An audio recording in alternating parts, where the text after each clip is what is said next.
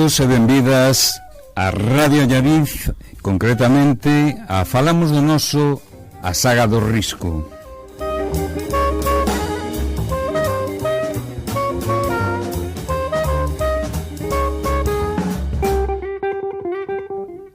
E imos a todo o risco neste programa, concretamente a terceira entrega, o terceiro episodio, o terceiro capítulo, e seguimos dando voltas polo percorrido vital de Don Vicente. Antes de entrarmos xa no miolo da cuestión, dúas voces máis, as voces da sabedoría, do coñecemento, da arte, da creatividade, en boca de, por exemplo, Ángeles. Benvida, Ángeles, que tal? Gracias, e organizas xa unha presentación. Pois sí, señor, aí falou ben. A inestimable voz e coñecementos de Toño. Que tal, Toño? Moi ben, estupendamente. Pois iso, con iso xa e un biscoito xa podemos, creo que, entrar de cheo na cuestión.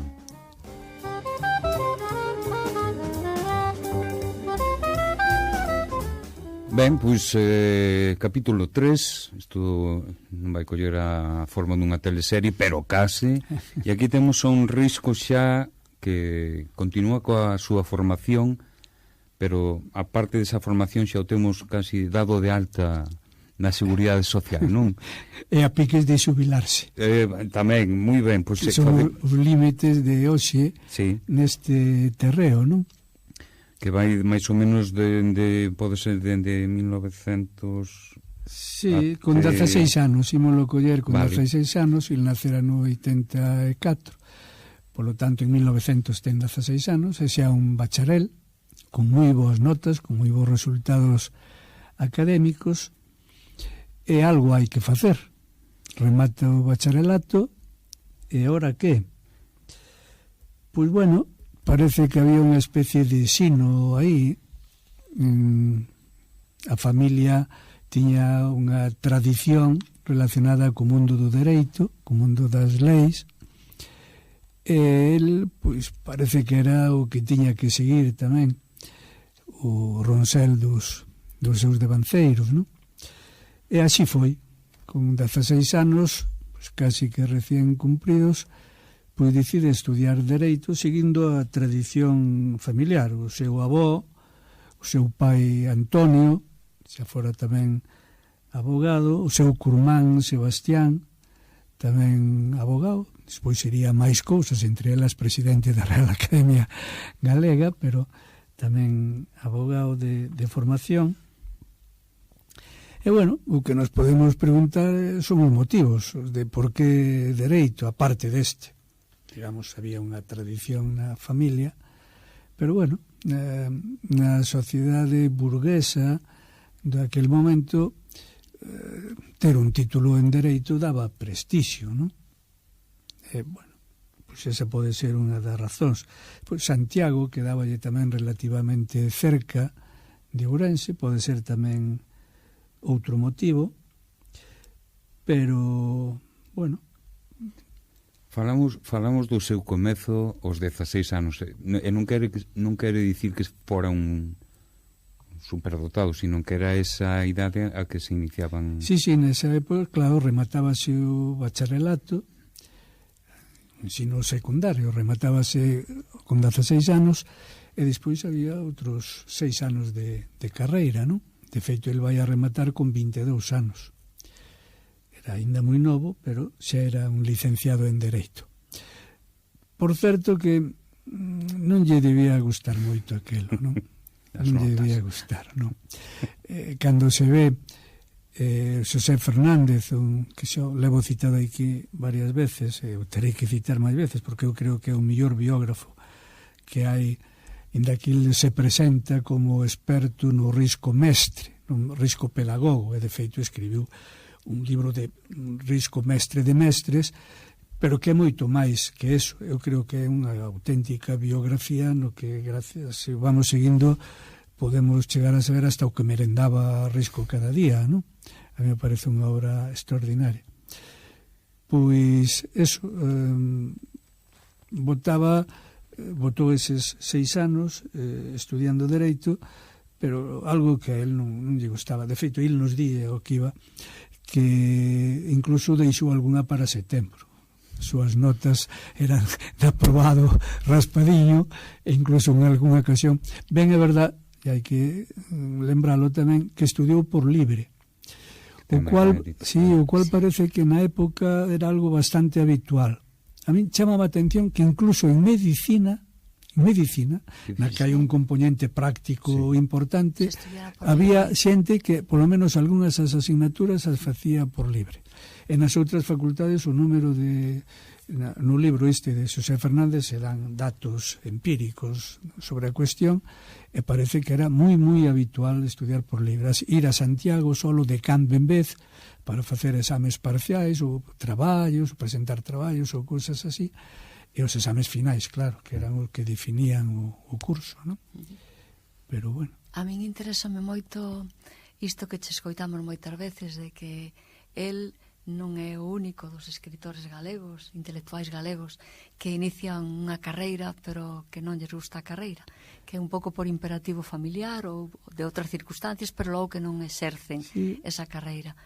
Hai máis, non? Ou por outras motivos. Hai máis desertores da carreira para ser artistas de outro xeito. Ou por outros motivos, o de risco, claro. De que o de risco, bueno, o de Castelao, non? Que posiblemente sexa o máis coñecido, sobre todo porque Castelao soubo vender como el sabía facelo, non? Dicindo que estudiara medicina por amor ao seu pai, pero que nunca chegara a exercelo por amor á humanidade, non? Claro, de Castelao, ademais, hai moitas máis anécdotas deste tipo. En certa ocasión, nun discurso político que estaba facendo, alguén tuvo unha indisposición, e lle dixeron, el que estaba facendo uso do micro, que avisara a ver se había algún médico. Entón Castelao, hai algún médico? E alguén lle tirou da chaqueta, pero claro, pero ti non eres médico, non? E así. Pero hai algún outro caso máis, o de Cuevillas, por exemplo, non? Que tan chamativo, que na súa tradición na súa familia había tradición de farmacéuticos, e ele estudiou farmacia, porque parece que estaba abocado a iso, pero nunca chegou a exercer porque tampouco aquelo iba con él, non? O de risco o deixei para o final, porque non se pode ser tan taxativos con risco, non? Porque ainda que realmente é así, que nunca exerceu como primeira profesión, como primeira ocupación de abogado, o que si é certo, na Fundación Risco temos a placa que puñan os abogados na entrada do seu despacho, unha plaquiña metálica de abogado, e tamén hai recollido nos anos 30 algún anuncio, é dicir, que vendía a súa empresa, ainda que era unha empresa que pois a vendía na prensa da época, na nosa terra, na Zarpa, aparecen uns recuadriños, despacho de abogado, Vicente Risco, abogado, ofrecía servicios, ainda que eu creo que nin el mismo era moi consciente de que era así, aparte que a estas alturas xa andaba metido en outras moitas cousas, e bueno, o de abogado. A min gustame todo isto porque faime pensar e faime trasladar esta situación de fai 100 anos, a situación actual, cuánta xentiña hoxe, ao mellor non fai unha carreira sin querelo por imperativo de pais, paternal e maternal, non lle gusta esa carreira, logo dedicas a outras cousiñas, pero gústame tratar este tema, porque me parece que é un tema habitual que vivimos frecuentemente. Sigue pasando, eu creo que nós cos tres temos que ver, ou tivemos que ver co ensino, somos conscientes, non, de que se pode orientar, pero nunca forzar. Ao final é o rapaz ou a rapaza o que ten que decidir en función dos seus intereses, do seu gusto, das súas capacidades, e nunca se debe forzar, non? Eses rapaces que van forzados, ao final o fracaso está cerca, está casi que asegurado, ¿no? Por lo tanto, si sirve para algo. O meu comentario, obviamente, é unha deformación profesional. Como mestra que fun, teño moita preocupación por estas cousiñas, pero vexo que, en todo caso, calquera que sexa a carreira que se escolla nunca se perde o tempo. O Risco non perdeu o tempo e tuvo tempo ainda para dedicarse a súa verdadeira vocación. Sábese o que non é. É dicir, e iso é tamén aprendizaxe. Sí, no, de feito lle foi útil porque o currículum que tivo que presentar para entrar na escola superior da que agora falaremos valorou o que el daquela xa tuvera o título de abogado e tuvera 2 títulos de mestre, do que agora tamén falaremos, non? Que serviron para despois facerse a titulación superior, o sea que anduvo ben. Estivo co dereito, non? E tamén ligado a Facenda. Claro, porque unha vez que remate en 1906 xa é un licenciado en Dereito, xa é abogado, pero se non iba a ir por aí o seu exercicio laboral, algo había que facer. Eu me imagino que aquí tivo que ver moito o seu pai, que era funcionario de Facenda, e algúns amigos do seu pai, sobre todo algún da Comisión de Monumentos, que tamén traballaba en Facenda, e que lle abriron a porta para que o xove abogado entrase na delegación de Facenda de Ourense, donde vai estar escasamente 3 anos. Eu creo que, ademais, lle deron o peor dos postos que lle podían dar a Risco, o de levar o libro de rexistros. Algo mecánico, algo claro, así, moi encargar o que entraba, tiña que anotar o que entraba e o que saía. O sea, alguén ca mentalidade de Risco, carácter espiritual, que tiña de todo e tal, pois dedica todo o día facendo números, apuntando no libro o que entrou, o que saliu, o que tal. Tuvo que ser unha tortura para ele, non me extraña que non aguantara ali máis de 3 anos. Malia que seu pai e algúns amigos do seu pai traballaban ali tamén, e, bueno, estaba nun ambiente, digamos, que cuasi familiar, non? Sí. Pero bueno. A min todo isto recórdame a Pessoa. Pessoa. Sí, porque Pessoa tamén foi un escribiente, realmente, un oficinista, e tiña unha oficina de traducción e cousiñas, pero no fondo latía unha imaginación de escritor, e latía tamén unha figura. A min é que, pregunto, Antonio, a Hacienda estaba no mesmo sitio que está hoxe? Seguramente non. En Ourense, quero dicir, sí, o edificio da sei. Hacienda. Eu creo que ese edificio, pero non sei porque tiña unha referencia que algo tuvo que ver con un antigo convento ou algo así. Pero non sei moi ben. O Xeco estaba cerca dali. Bueno, é un dato que se pode buscar. De todos os xeitos non importa. Eu que quería decir é que eu estou me imaginando a Risco tal cual as caricaturas que vos mesmos tendes na fundación. Estou me imaginando a Risco así, igual que me imagino a Pessoa por Lisboa adiante, imagino a Risco por Ourense adiante, con esa figura tan característica. A min chama moita atención esta disyunción entre, primeiro, estudante de Dereito que non exerce, como estudante de Dereito, salvo nun período moi pequeniño, un home cheo de imaginación e de humanidades que exerce como oficinista en Hacienda, anotando, facendo asentos, igual que Pessoa traducindo e anotando, claro. Pero sin embargo vexos como uns personaxes literarios, Pessoa por Lisboa e Risco por Ourense. Sí. E se mo permitides, gustaríame ler un poemiña de Cabanillas, de Ramón Cabanillas, un poemiña con unhas ritmas así caricaturescas, que fala desta figura que eu me estou imaginando, porque este contraste de son literarios en sí mesmos, solamente velos son literarios. Ramón Cabanillas tiña unha gran relación con Risco, de feito,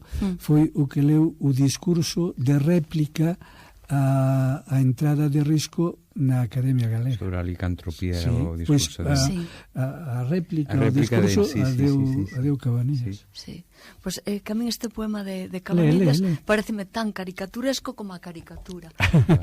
Se houbera outro Cabanillas en Lisboa faríalle o mesmo a Pessoa. Eu estou comparando moito as dúas figuras. Sí, xa falamos semellantes. Falamos outro día dos contactos entre Cabanillas. Cuanto máis me adentro, son unha gran descoñecedora de Risco, pero canto máis me adentro, máis pessoiana me vexo en Risco, e máis risquiana me vexo en Pessoa. É así unha cousiña. Non se pode dicir dunha maneira máis fermosa, por favor. Risco unha relación intensísima. Comentámoslo tamén con Pessoa. Solo aí hai un punto, non digo un punto negro, sino un punto escuro, no sentido de que lle falta luz. Sí. de como remataron as relacións, non? Porque despois incluso o Risco visita, viaxe a Portugal a visitar ao seu amigo Pessoa, e de repente as cartas están publicadas con un estudio, por certo, extraordinario de Delfín Caseiro. A mí gustaríame lelas tamén, en algún momento, en algún programa, alguna carta desas. Pois está na fundación. Hai un libro, están publicados. Hai un libro na fundación. Sí. Vale. Pero digo que despois dunha relación moi intensa, aparte estaba toda a cuestión do saudosismo por medio, pois de repente córtase, pero brutalmente, non volve a haber relación ninguna entre elas. Algo moi forte tivo que pasar. Non sabemos o que. Eran personaxes particulares, sí, calquera claro. deles. Sí, entonces, calquer cousiña podería ser. Imos co poema. Lemos o poemiña. Dice, a ver si vos recoñecedes, sería ideal que... pero non pode ser. Pola radio non se pode ver, pero se tuveramos a caricatura diante, claro. É ideal. Despexada e outra frente que di, por dentro anda xente, ollos de meniño inquedos, por debaixo uns quevedos con cristais, dos que non falla quen pense que caben ben, e aínda máis no arco da ponte de Ourense. Mirando o ceo moi tesa, unha nariz feita a presa, unha boca onde non sabe ni onde non empeza ni onde acaba. E no queixiño un burato, como se os dentes dun rato lle pegaran un belisco a risco. Que fermoso. É moi fermoso este tema, é moi caricaturesco. Caricatura en palabras. Sí, vedes a rima que é forzada, é como se quixera apuntar os lentes, o nariz. Non ten un punto quevedesco. Totalmente. O mentón que sae pa diante, o este.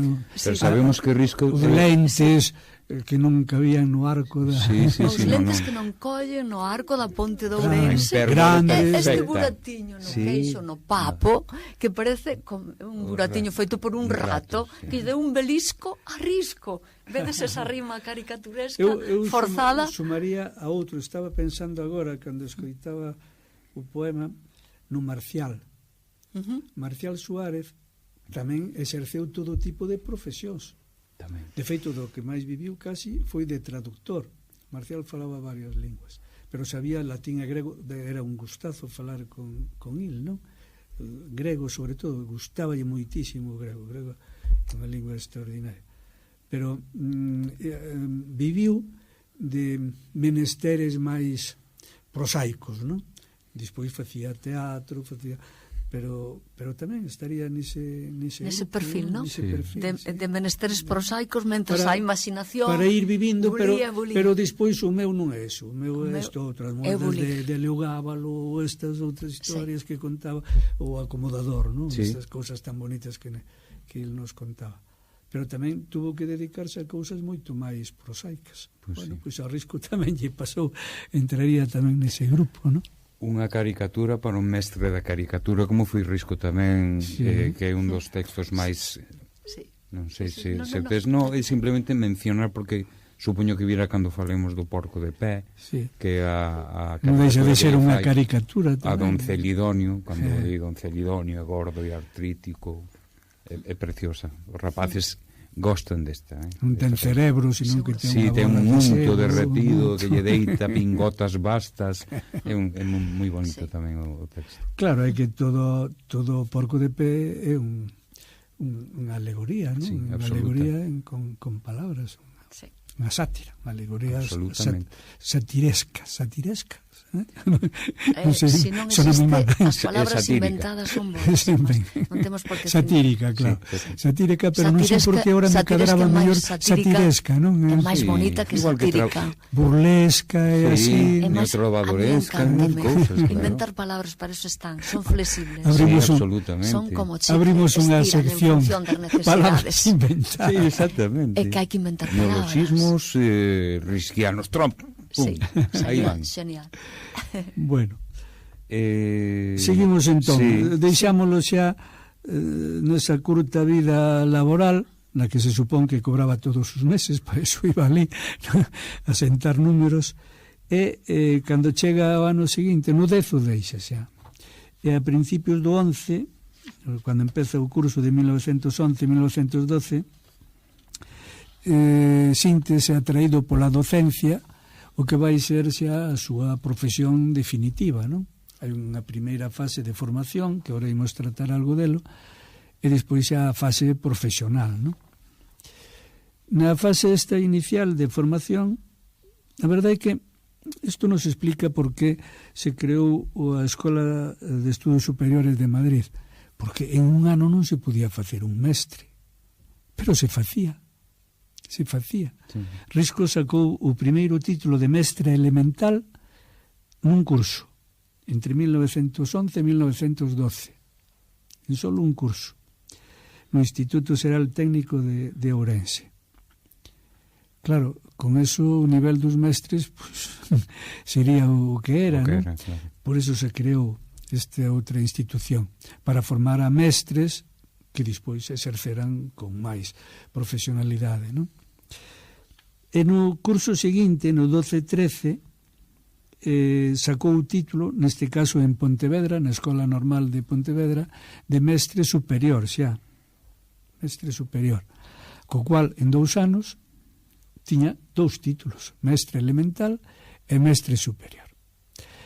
E ora parece que ele atopara xa a súa ubicación, non? Que isto era o que ele quería facer, dedicarse ao ensino, á pedagogía, e chegoulle a oportunidade, porque se daban varias circunstancias. Se daba circunstancia da súa formación, xa era abogado, da súa formación específica, xa era doblemente mestre elemental e mestre superior, e iso, na instancia para acceder á escola, a parte da proba de acceso que había que facer, puntuaba moito, non? Con tan poucos anos, xa era abogado, xa tiña 2 títulos de mestre, pois iso lle facilitou moito a entrada na escola superior, que era onde ele realmente quería ir. Entre 1913 e 1916, durante 3 anos, cursou en Madrid na Escola de Estudios Superiores de Magisterio. Esta era unha escola que había moi pouco tempo que se creara. Cando chegou o Risco había poucas promocións pasaran, non lembro exactamente cuántas, pero facía só 4 ou 5 anos que estaba funcionando a Escola Superior, e a súa función era crear mestres e inspectores. Era a súa formación. Era unha escola de mestres que despois iban a exercer de mestre, non? Tiña varias vantaxes. Era difícil entrar, o proceso selectivo era forte, pero tiña ventaxes, que saían con praza directa. Os que saían titulados saían con praza directa. E isto na época tiña un gran valor, porque, claro, a maior parte das escolas, estamos a principios do século XX, estaban no medio rural, a maior parte da poboación era rural, e os mestres tiñan que ir a onde os destinaban, o máis probable, ao medio rural. Se tú saías con praza directa, pois as escolas normales de magisterio, os que se formaban na escola superior, estaban nas cidades. Claro. Co cual, claro, para moitos era unha gran vantaxe, non? Poder quedarse na cidade. E ademais con plaza directa, sin ter que andar recorrindo a concursos nin a cousas destas. Bueno, a escola tiña un gran prestixio, entre outras cousas, porque algúns dos seus profesores tiñan sido xente moi ilustre. Risco tuvo moita relación con Luis de Hoyos, que influiu nel sobre todo en materia de etnografía. De Hoyos era un gran etnógrafo. Ideolóxicamente estaba moi próxima á Institución Libre de Enseñanza, que era o gran movimento innovador nesa época, non? Tiña moito que ver con isto. Con Luis de Zulueta, non? Zulueta foi tamén dos grandes referentes de Risco. Algúnas das biografías de Risco din, e algúns dos biógrafos recoñecidos, din equivocadamente, eu non sei se por aquelo de arrimar a brasa a súa sardiña, non? Pero que tivo como mestre a Ortega y Gasset. Non é certo. non. Desmentimos que Ortega Gasset Non é certo. fora mestre, non? Del non. Non, Ortega fora mestre na escola superior, na escola de estudios superiores, pero cando cursa Risco xa non era. O que si é verdad é que Ortega y Gasset, Risco tuvo un gran aprecio e unha gran admiración por Ortega y Gasset, é un trato moi intenso, eso sí, pero non foi mestre, como a veces eu creo que dunha forma un tanto interesada se lle ten colado a Risco, non? Sí. Que foi discípulo de Ortega y Gasset, non, discípulo no sentido estricto, non foi. Non? Pero non importa tanto, sino o que importa é que estuvo en contacto, bueno, con Ortega y Gasset estaría en contacto, non foi o seu mestre, pero eso non importa tanto, o que quero dicir, importa que Risco, de algún xeito, viviu, mamou un pouco as ideas da institución libre de ensinanza. Claro. E iso para, non sei, para min, a 100 anos despois, sigue sendo un referente para seguir, pero tamén un referente para preguntar por que neste momento na ensinanza non están os principios da institución libre de ensinanza, aínda sendo algo do século pasado. Claro. Por exemplo, cousiñas como que a institución libre de ensinanza trataba de instruir, pero tamén de educar o carácter, ou a meta é a formación total da persona, cuidas o desenrolo do corpo, pero tamén o do espírito, claro. E cousiñas así que hoxe non se levan a cabo. Hoxe estamos nunha casilla do ordenador, os da ensinanza. Ollo. Asignaturas, materias que hasta entón eran de segundo rango, apenas existían, como podía ser a música, como podían ser as manualidades, e tal, as elevaron a categoría de asignaturas importantes. Se facían moitos talleres, moitos obradoiros para fomentar este tipo de actividades. A cuestión de xénero, que a estas alturas a veces ainda parece que non temos que estar plantexando, pois era algo que eles xa daban por suposto, é que non podía haber unha escola normal para homes e unha para mulleres, nin despois nas escolas os nenos por un lado e as nenas por outro, eso non podía ser. É a aplicación da lógica. Eu atopei estes días preparando un pouco o programa unha referencia que me chamou moito a atención por o paralelismo que hai, a Xoán Vicente Viqueira. Sí. Viqueira coincide con Risco en moitísimas cousas. Viqueira foi tamén pedagogo, non? A parte de escritor e tal. Por certo, si dedicou o Día das Letras Galegas hai uns cantos anos. Sí. Pero coinciden neste tipo de cuestións, a cuestión de xénero, unha única escola, a cuestión da lingua como ferramenta habitual que se debía de cuidar nas escolas, a cuestión de o teren sempre a referencia do medio no que se atopaba a escola, non? Claro, non poden ser os mesmos contidos os dunha escola rural, os que os nenos se desenvolven, as súas referencias son dese tipo, que dunha escola urbana, non? No que hai outro tipo de referencias. Xa comenzamos co do plan pedagóxico. No programa anterior comentamos todo isto. Claro, que lle encargaron a Risco, non? Bueno, pois é outra referencia importante. Chamou-me a atención. A desgraza foi porque naceron casi pola mesma época. Debíanse levar solo 2 ou 3 anos, pero por desgracia para Viqueira morreu moito máis novo. Viqueira morreu creo que con 30 e pico anos, non chegou a coñecer a República. El que se sentía republicano morreu antes de... Era unha persona de esquerda, non? Ideolóxicamente estaba máis distante de Risco, pero bueno, non chegou a coñecer a República porque creo que morreu uns anos antes. Non sei se morrería incluso no 30 ou por aí. Bueno, sí, é que iso é que, non sei, por deformación profesional, obviamente, a min gustaríame insistir no asuntiño. 100 anos antes, Institución Libre de Enseñanza, onde Lorca e moita outra xentiña bebeu todo o que beberon, todo tan libre. Hoxe continuamos, sí, con esas historias de o medio, a educación da formación integral da persoa, pero estamos encasillados un pouquiño na tecnoloxía, no ordenador, na programación, e penso que non somos herdeiros da Institución Libre de Ensinanza cando deberamos de selo. Bueno, é unha opinión particular que igual non ten moito sentido, pero que me gustaría porque a educación digital ten tamén o seu contexto, quero dicir, se cadra faltan bases como das que estás falando ti, desa formación integral, non, da globalidade alma e espírito, que seguramente Risco xa o tiña hiperdefendido. Hoxe prefírese un ordenador, hoxe prefírese que teñas competencia digital, que é moi importante, porque se non és ni sequera nativo digital, non te formas, parece que estás fora do presente. Eu estou apoiando o que estás dicindo, vale?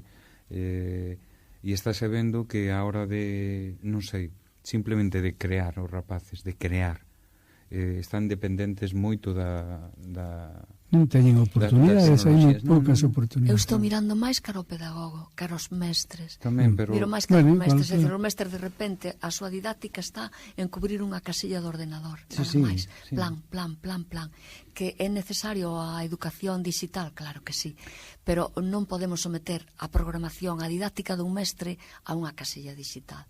O mestre ten que ser máis libre. Nestas épocas cortaron a liberdade. Non existe. Sí, mira, pero bueno, Risco foi un gran educador. É así, clarísimamente. Un apuntamento breve.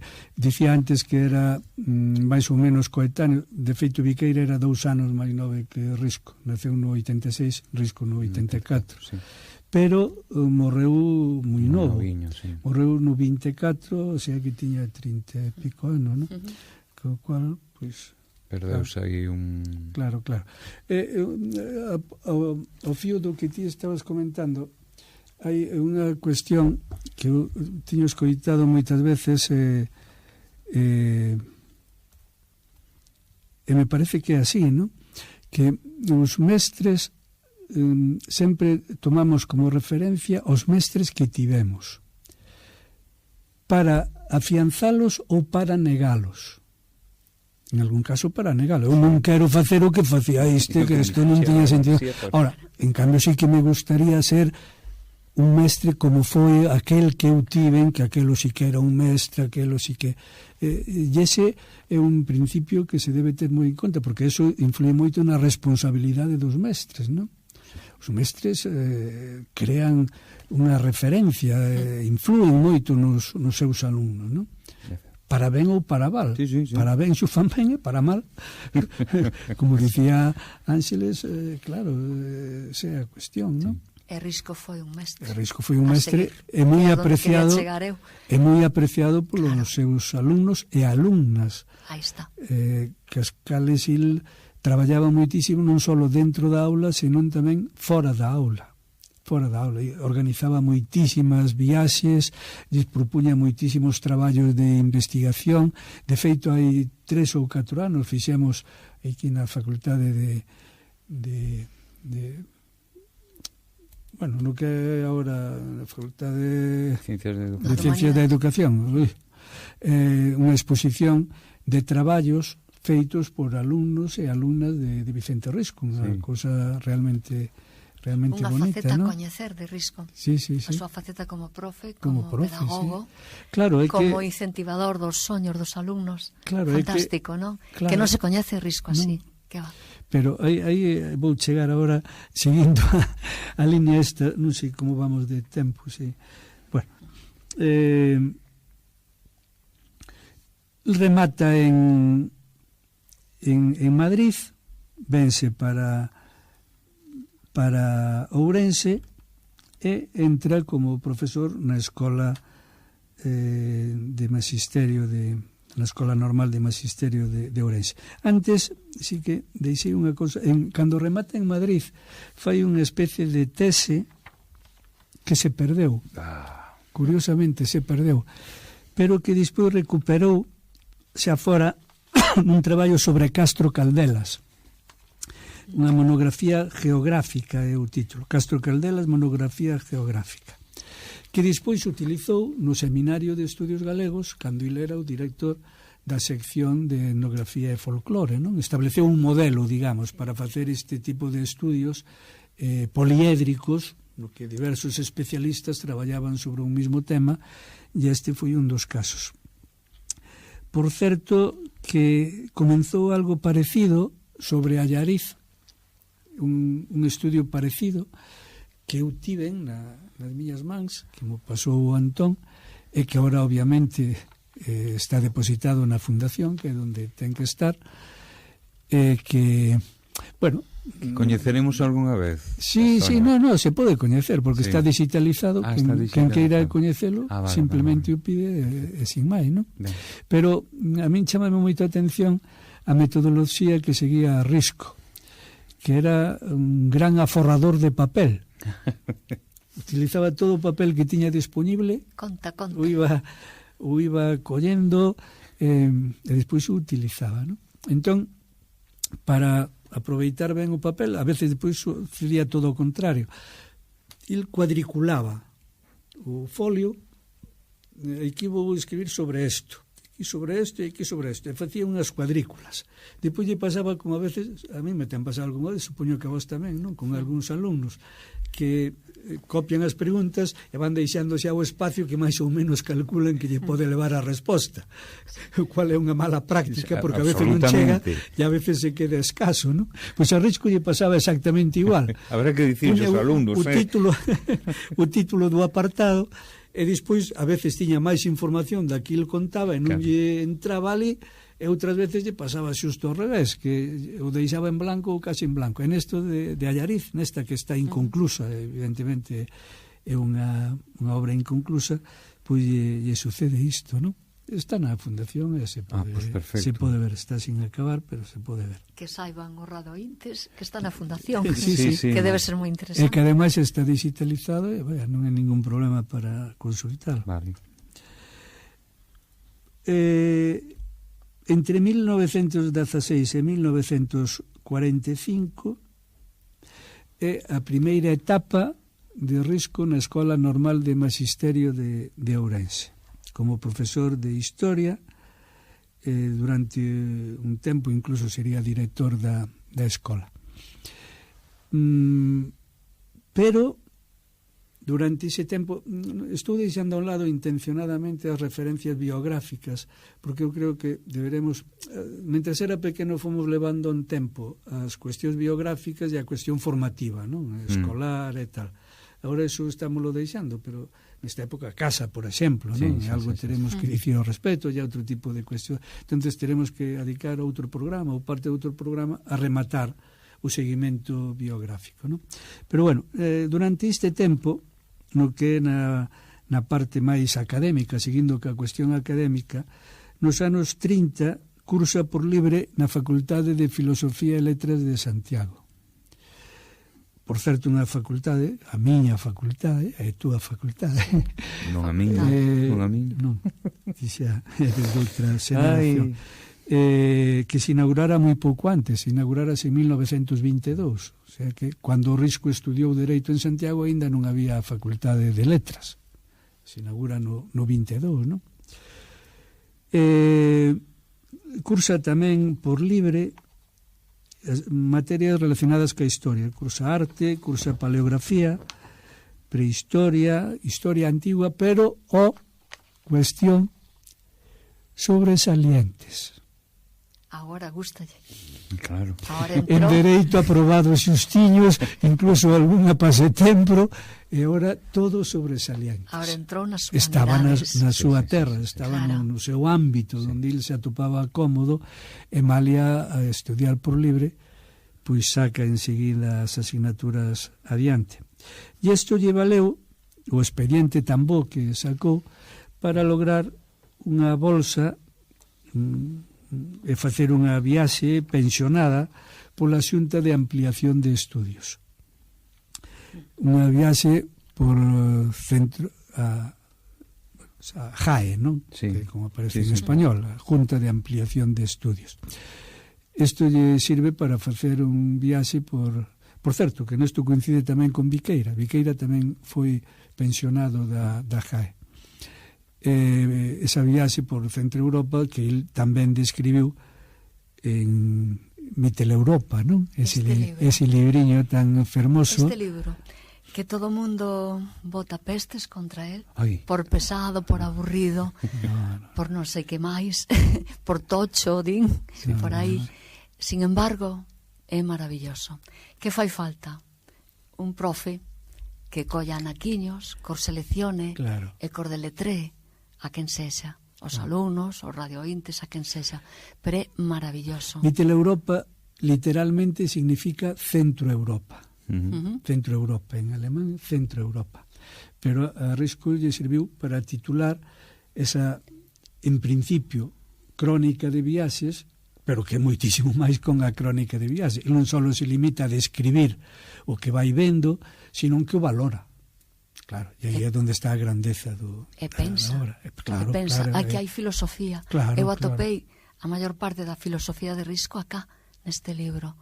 Que sucede? Que lelo así, de repente, de golpe, non pode ser. Darlo a calquera non pode ser. Necesita dun divulgador, dun traductor, que vaya poñendo os párrafos no aire, que vaya desentrañando. Eu vin aí a relación que el tivo co marxismo, a relación que tivo con Tagore, mil cousas. Un libro que está ilustrado en algún momentiño. Hai dibuxiños de Risco, que non sei tamén se a maioría da xente coñece esta faceta de Risco como dibuixante. Nós temos publicado na Fundación a obra gráfica de Risco, que tamén se pode acceder a ela facilmente. Claro, é unha faceta, eu coido que é descoñecida para a maioría. Algúns, obviamente, non, coñécena, pero chama moita atención. Cicais, isto daría para outro programa, porque igual temos que rematar pensar en Mitteleuropa para outro momentiño no pensamento de formación e de que ten acá este homiño. Sí, eu creo que homiño con todos os respetos, claro. Ideas básicas nas que vai ser o pensamento posterior de Risco que aparecen xa de alguna forma, si non definidas totalmente, pero si xa se vislumbran aí, non? O irracionalismo, non? O rexeitamento do racionalismo mediterráneo, que é unha constante na obra de Risco. Empeza aí. Non hai que esquecer que Risco estivo ali durante a República de Weimar, pero xa se estaban empezando a dar algúns movementos que conducirían a polaridade posterior entre o nacionalsocialismo e o comunismo, non? Claro, a Alemania acababa de salir perdedora da Primeira Guerra Mundial e a Rusia era un dos países vencedores, pero en Rusia, dentro do 17, había un réxime comunista. En algúns textos, Risco non rexeita así radicalmente o comunismo como movimento social. Claro, pero cando se chega ao posicionamento ideolóxico, o marxismo, a dialéctica marxista fundamentalmente, non? A dialéctica, bueno, igual mellor o deixamos para outro día. Sí, eu penso que é un programa que merece a pena adentrarse no pensamento de Risco, na dialéctica de Risco, a través deste libro, pero para outro programa, de outro estilo, me parece, porque é un descoñecido, é un libro descoñecido. Sí que vai. E se alguén o coñeces, enseguida lle pongo o calificativo de tocho. Sí. E me disparo, sí, como fai ahora Xavier. Pego un tiro se teño que ler este libro. E eu diría, non te pegues un tiro, escoita algún profesor que cho divulgue e que cho explique. Claro. A fuxida de Risco cara ao atlantismo e cara ao mundo celta e tal, ven de aí. Moitas das cousas que ve aí non lle gustan. Non, isto leva á decadencia, claro. Pouco despois Risco vai escribir un libro, La decadencia do Occidente, non? Sí. Pero as bases atópanse xa. O nacionalismo. O nacionalismo aparece neste libro dunha maneira tan linda, tan perfecta, tan ben escrita, que merece a pena, xa que estamos nunha nación que é Galiza, merece a pena saber que é o nacionalismo desde os lentes de Risco, desde eses quevedos que son grandes como os ollos da ponte de Ourense. Claro, o que pasa é que alguén despois, bastante desinformado, fixo unha lectura errónea deso, non? E tratou de buscar vencellos entre Risco e o nacionalsocialismo que se estaba empezando a difundir nesa época, non? Pero claro, nada que ver, non? Pois a eses hai que recomendarlle o libro. Que lean Copias de que Mitel lean o Europa, libro, sí. para todos. Sí, Sí, como libro sí. de cabeceira, pero lido aos anaquiños. Claro. Completo Sí, sí, non. sí. Cada noite un anaquiño Claro, para pensar. Estamos acostumados aos libros de ficción e iso non é ficción. Este é un libro de filosofía, Claro, sí, sí. de política, E hai de que ter- costumes. E hai que ter madurez para facer unha boa lectura. E hai do que ter libro. madurez para unha boa Por iso lectura. falas da divulgación e da orientación A través e dun dos mestre. cicerones. Sí. Claro, e Risco fuxe, a fuxida de Risco está clara, non? Igual que facían os románticos. Románticos que non lle gustaba o cielo no que a estaban, razón, fuxían cara a outras épocas ou cara a outros lugares. O exotismo, claro. Eso fai no Risco tamén, fuxe cara a outro oriente. Algún día teremos que falar do orientalismo en Risco, non? Aparece acá. Está claro, por eso. Aparece acá. Por eso, porque o Mediterráneo non, que aí solo cosa, pero a razón, mira onde nos levou. Todo este entorno do Mediterráneo, que se guiou por a razón durante tantos séculos, levounos a grande guerra, a máis grande guerra que hasta entón houbera nunca. Entón, para que vale tanta razón? Habrá que buscar sustento en outras posibilidades a marxe da razón. E iso forma parte do pensamento de Risco, non? O racionalismo non nos vai. O Mediterráneo non nos vai, cuna do racionalismo. Onde vamos?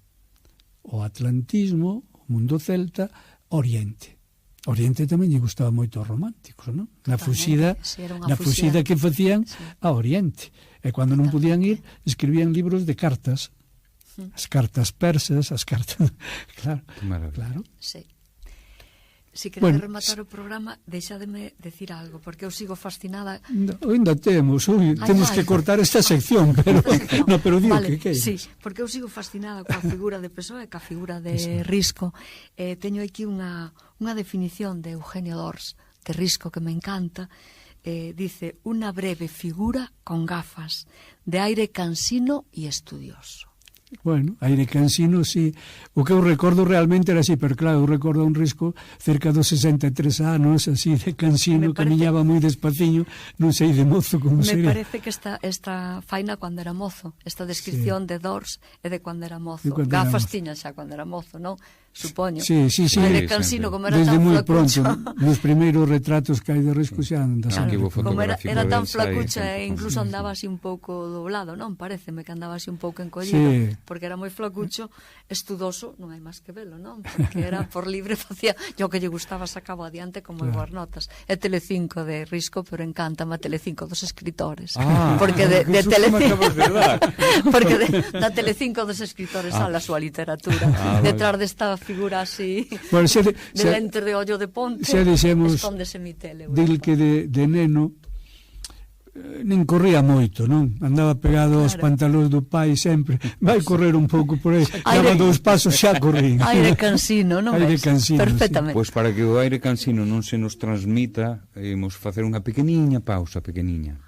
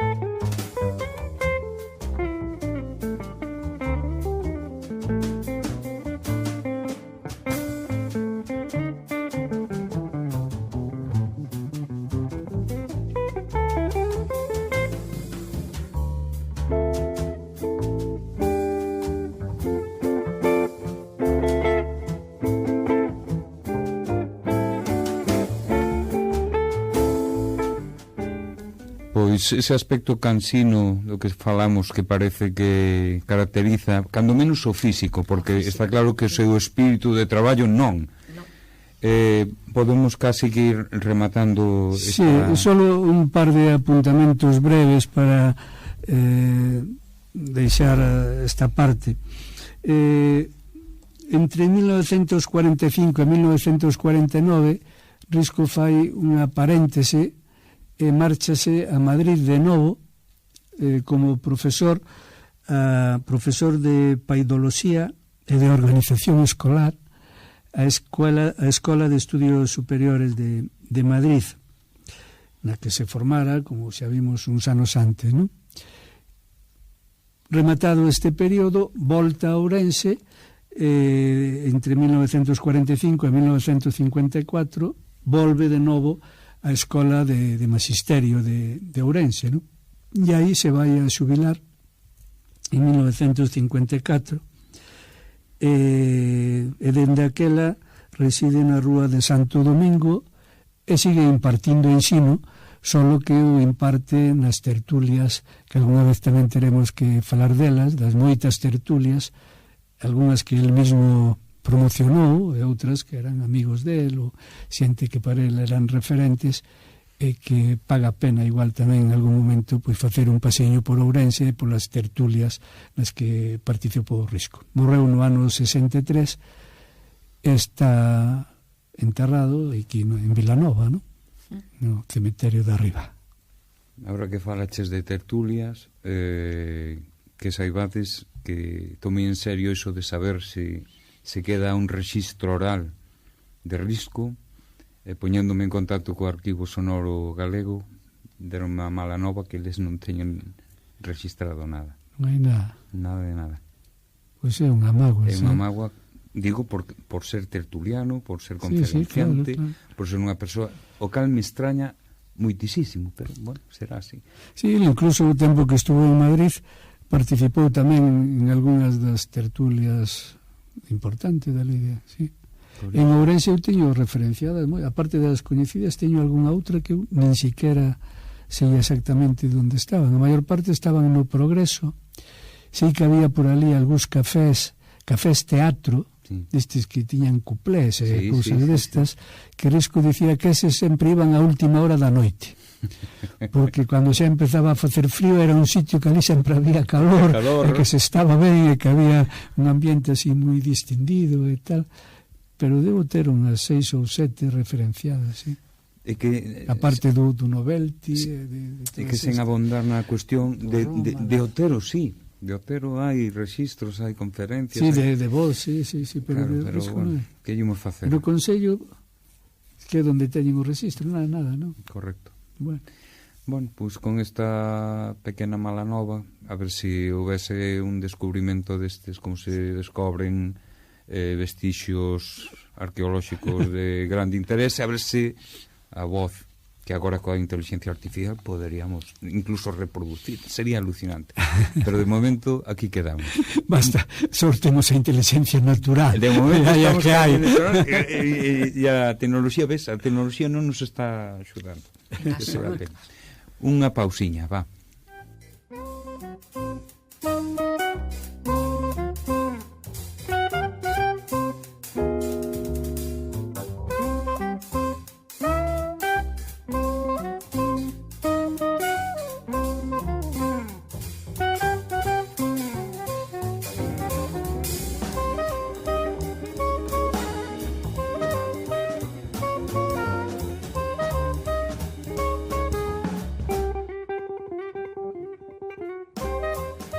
Pois eu creo que foi un programa cumprido, é sempre o que se pretende, dar información, divulgar, dar a coñecer a figura de Risco, e todo adubado por notas de pura literatura e creatividade, con unha pesoiana aquí como pode ser Ángeles. Bueno. E non sei se queres dicir algo máis, ou xa dicimos... Ata o próximo programa. Pois ese é o noso desexo, que nos escoites. Cos lentes de Risco nos ollos, como arcos ollos de ponte.